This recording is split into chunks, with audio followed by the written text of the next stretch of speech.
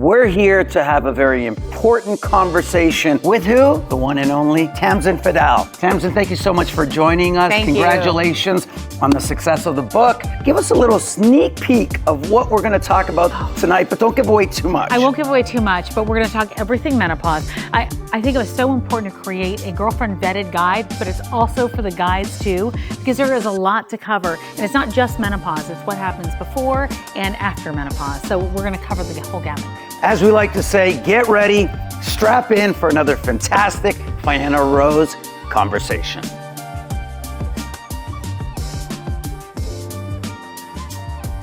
What inspired you to write this book? First of all, what was that aha moment? My aha moment started on the bathroom floor of the ladies' room after an intense hot flash, actually. So I used to do the evening news in New York City, and I was doing that for about 15 years.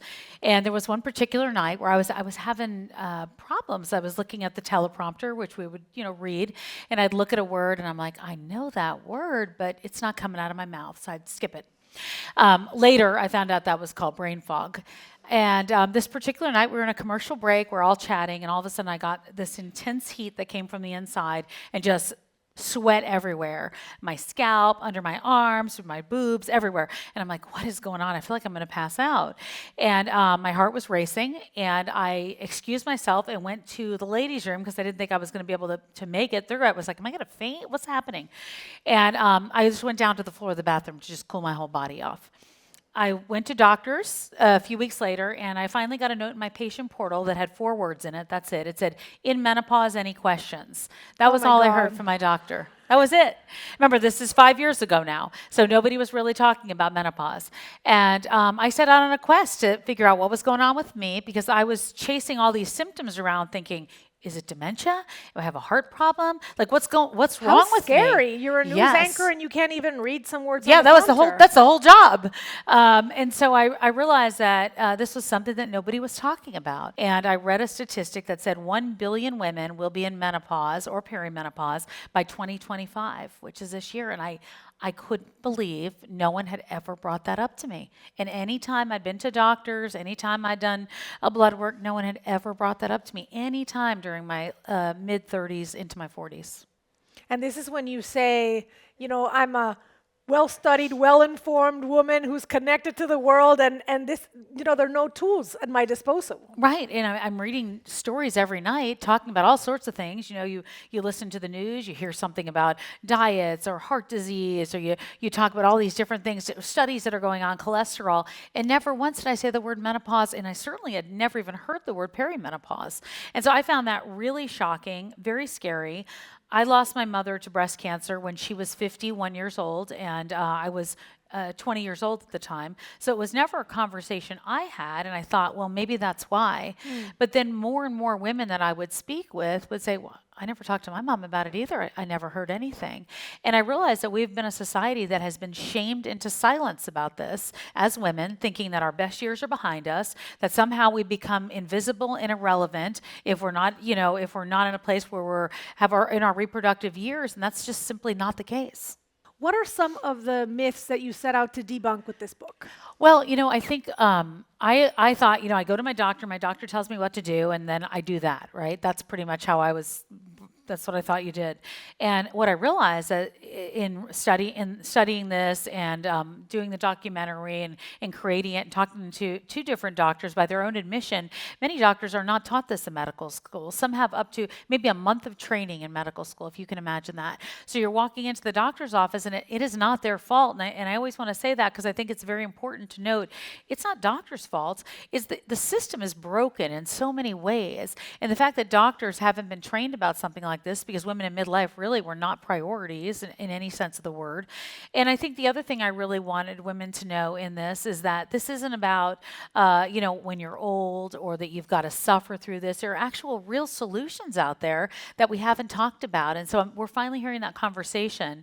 And then I guess the final one is that, perimenopause you can start seeing some of these symptoms in your mid-30s, late 30s. So I think it's really important for women to be aware of that so they're not chasing down symptoms thinking there's something else wrong with them.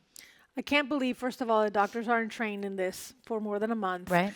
And if you look at You know, I do lots of events, conferences all over the Sure. world. The longevity conversations, the conversation all of us are having, that we're going to Everybody live has to it. 120, etc. Yeah. But then this is an important conversation that we need to have in order to get there, and not Yes. think that this is sort of the end of the road. You know? Well, and that you bring up such a good point, because that is what's really important. It's not about whether or not you can get through hot flashes or, belly fat or sleepless nights. It's about the long-term health effects, and and what you're looking at down the line. You want to make sure you're taking care of your bones and your heart and your brain health, and all of that starts now, if not sooner. And so that was really important for me. It was important. I'm not a doctor, so it was important for me as a journalist to find the experts and the voices in this space, and then talk about things, not just menopause. I mean, menopause is one part of it, but perimenopause can be up to 10 years. So you can be talking about some of these symptoms for up to 10 years before menopause, which is just one day. And then everything else is considered postmenopausal, but it really is. You never leave menopause. You're always in it the rest of your life after you hit it. This book is been referred to as the girlfriend vetted guide. So how did you make sure that this book, and I love the cover, by the way, it's Oh, thank you. spectacular. How Thank did you make sure that this book feels, relatable, personal, not scary, just like literally a book that you want to give a girlfriend? Thank you. I didn't want it to be scary, because it's not something we should be afraid about. It's something we should know about, so that we can get into these amazing years. I mean, look at this room. Get into these amazing years. There are some amazing years ahead. I talked to a lot of different women all throughout the book and had their stories, and I think that's what really made it relatable, because they're real stories. Like, I didn't change their words. I mean, these are raw emotions and things they're going through, and then how they got to the other side or what they're feeling now.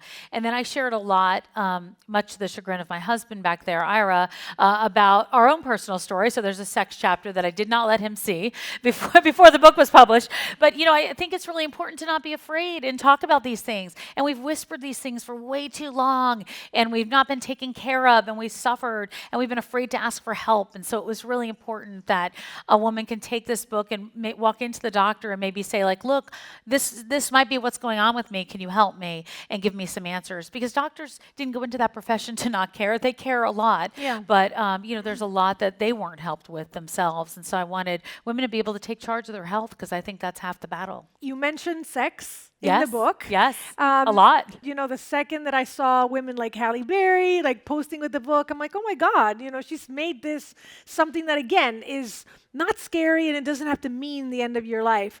I interviewed Halle Berry for my podcast, The Tamsen Show, and I was so amazed by her ability to speak out about it. So we're seeing women from all over talking, whether it's celebrities, whether it's politicians, whether it's business women. And so I think it's really, really important that all of our voices get louder and louder, wherever we are, whatever community that we can talk to, whatever younger woman we can speak with. It's just so important. Tell us about why it's important to understand what the symptoms are for women of color. Obviously, there's a lot of Latina women in this room. Yeah, absolutely. Yeah, it was something we talked a lot about in the documentary as well. It's important for a number of different reasons. All women come through menopause at different ages.